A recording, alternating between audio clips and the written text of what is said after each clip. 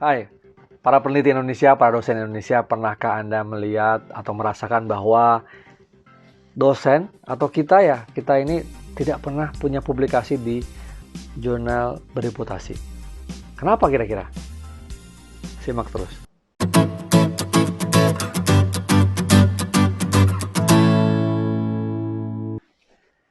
Hai, ketemu lagi dengan saya Tirta Musitama di channel ini. Kalau Anda mahasiswa, Anda mendapatkan informasi, tips seputar sukses belajar di perguruan tinggi, kuliah ya, dari masuk semester pertama sampai nanti Anda lulus ya, membuat skripsi ya.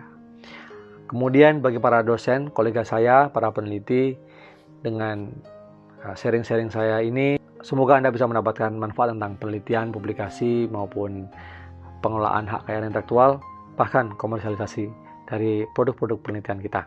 Nah, kali ini saya akan mengidentifikasi ya tentang 5 alasan yang sering kita dengar kenapa dosen atau peneliti itu tidak punya publikasi di jurnal bereputasi atau yang terindeks di pangkalan data seperti Thomson Reuters atau Scopus.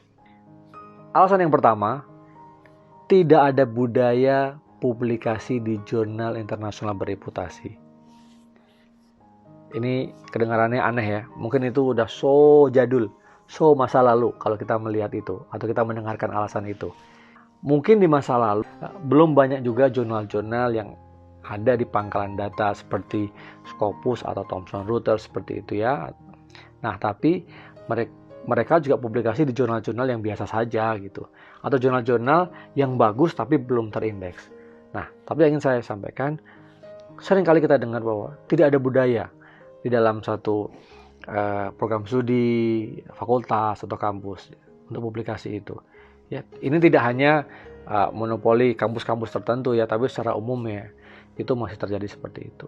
Nah, gimana caranya? Ya kita harus budayakan, kita biasakan, karena publikasi di jurnal bereputasi ya, internasional bereputasi yang terindeks di pangkalan data internasional itu adalah ajang komunikasi akademik, temuan-temuan penelitian-penelitian terbaru, sehingga kita bisa belajar, kita bisa mengambil pengetahuan yang terbaru dari bidang kita, atau kita juga bisa berkontribusi terhadap kemajuan ilmu pengetahuan di bidang kita.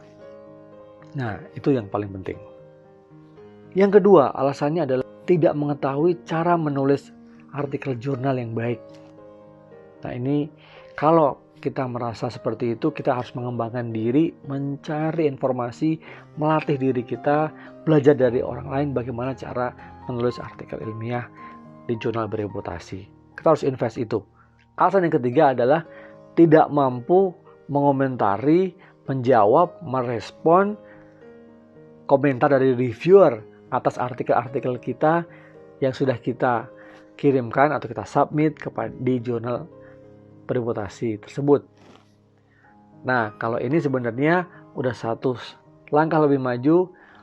Teman-teman kita atau kita sudah punya artikel, kemudian sudah kita bisa submit ke jurnal internasional bereputasi, tapi kemudian tentu di-review kan. Nah, setelah di-review, artikel kita akan mendapatkan komentar-komentar, mendapatkan feedback dari para reviewer. Nah, memang ini perlu satu keahlian tertentu, perlu teknik tertentu, bahkan juga ada tips-tips tertentu bagaimana menjawab dari komentar-komentar reviewer. Tentu kita harus menjawab komentar reviewer point to point, yang secara substansi harus kita jawab. Mungkin juga ada komentar-komentar yang terkait sifatnya teknis, ya, formatting dan lain-lain. Nah, kita memang harus memiliki kemampuan ya, atau bahkan keterampilan untuk menjawab itu dengan baik tentunya, sehingga apa yang ditanyakan bisa terjawab dengan baik dan mereka reviewer mengerti, dan pada akhirnya artikel kita yang sudah direvisi dapat mereka terima dan bisa dipublikasikan.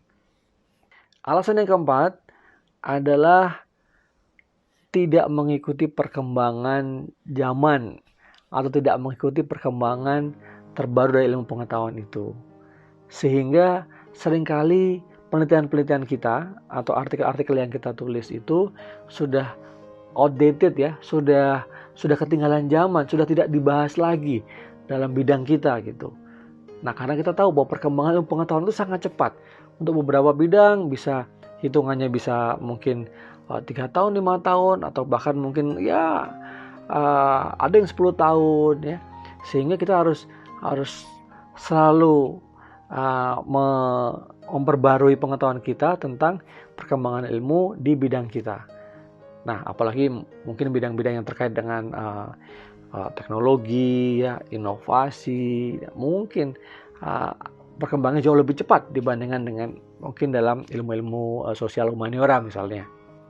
Nah, karena tidak mengikuti perkembangan, tidak fokus pada perkembangan yang baru dari ilmu pengetahuan di bidang kita, atau kita tidak mengikuti state of the art dari ilmu kita, baik itu dari sisi mungkin metodenya atau mungkin dari sisi substansi perkembangan ilmunya, maka orang tidak tertarik lagi atau reviewer tidak akan tertarik lagi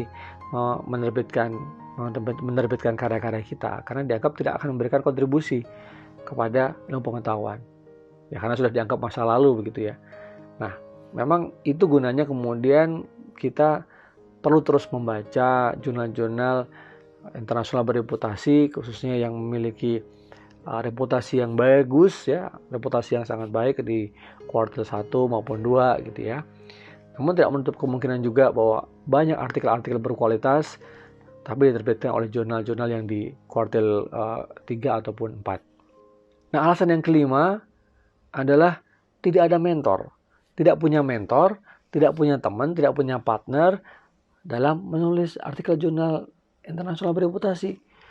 Sehingga tidak tahu bagaimana cara memulainya, tidak tahu bagaimana cara memoles, mengolah artikel yang ada, padahal draftnya sudah ada, mungkin tidak tahu bagaimana cara memformat, tidak tahu cara melakukan submission ke jurnal, tidak tahu cara memilih jurnal yang baik atau yang memiliki kesempatan diterima lebih besar.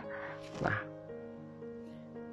bila itu yang terjadi, maka kita harus investasi di bidang pelatihan atau mengikuti ya workshop ya. Bisa juga harus kita menginvestasikan waktu, tenaga, pikiran, dan juga mungkin ada Anda harus mengikuti pelatihan dengan mengeluarkan sejumlah uang misalnya. Atau Anda bisa datang ke kampus Anda, tanyakan kepada lembaga penelitian di kampus Anda yang pasti punya sederetan pelatihan-pelatihan yang Anda bisa ikutin ya. Dan itu tadi ada 5 alasan kenapa dosen tidak memiliki publikasi di jurnal internasional bereputasi. Dari tidak tahu, tidak punya budaya, tidak bisa melakukan penelitian, tidak bisa menuliskan artikel yang layak diterbitkan di jurnal internasional bereputasi, tidak tahu cara merespon komentar reviewer, kemudian tidak mengikuti perkembangan ilmu di bidang kita, dan juga tidak punya kolega, tidak punya partner, tidak punya mentor. Nah, itu ada beberapa alasan klasik yang kita jumpai kenapa dosen tidak memiliki publikasi di jurnal internasional bereputasi. Tapi yang paling penting adalah kita harus memahami mindset kita harus terbuka, terus berubah, bahwa dulu mungkin orang atau dosen tidak perlu melakukan publikasi di jurnal-jurnal yang internasional bereputasi, tetapi saat ini untuk kemajuan personal kita sebagai dosen, untuk promosi, untuk kenaikan jenjang jabatan akademik, untuk peningkatan kredibilitas atau ranking dari perguruan tinggi kita, competitiveness dari perguruan tinggi kita, dan juga untuk mendapatkan pengetahuan-pengetahuan terbaru dan memberikan kontribusi kepada perkembangan ilmu di bidang kita perlu atau kita harus memiliki publikasi di jurnal internasional bereputasi. Terlepas di mana jurnal internasional bereputasi itu, apakah dengan kuartil 1 yang semakin susah tentunya untuk ditembus, atau bisa Anda bisa di kuartil di bawahnya 2, 3 atau 4, dan yang terpenting Anda memulai publikasi dengan artikel yang Anda miliki. Yang terpenting adalah kita sudah memulai, kita memiliki draft, kita bisa submit, dan kita usahakan untuk bisa diterima dan diterbitkan, kemudian bisa terindeks di pangkalan data bereputasi seperti Thomson Reuters, Scopus, ISI, dan lain-lain, sehingga artikel-artikel kita, publikasi kita bisa dibaca oleh banyak orang dan kalau itu berkualitas bisa disitasi oleh orang dan bisa memberikan dampak kepada masyarakat atau pada perkembangan ilmu yang lain.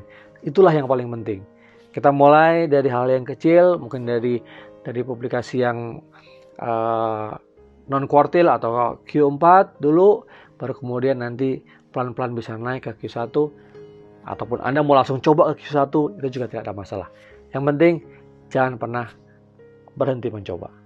Bila Anda merasa mendapatkan manfaat dari sharing-sharing saya, jangan lupa subscribe ya, dan like, kemudian juga share kepada teman-teman Anda yang mungkin akan mendapatkan manfaat dari sharing saya ini. Terus ikuti sharing-sharing saya, dan kalau rekan-rekan dosen atau peneliti ingin bertanya atau ingin saya mengulas sesuatu berkaitan dengan topik-topik tertentu berkaitan dengan penelitian, jangan segan-segan tuliskan di komentar Anda, tuliskan komentar Anda di video ini, dan saya akan coba untuk mengulasnya di kesempatan yang lain. Sukses buat kita semua, sukses untuk kemajuan pendidikan tinggi Indonesia, maju terus Indonesia, bye.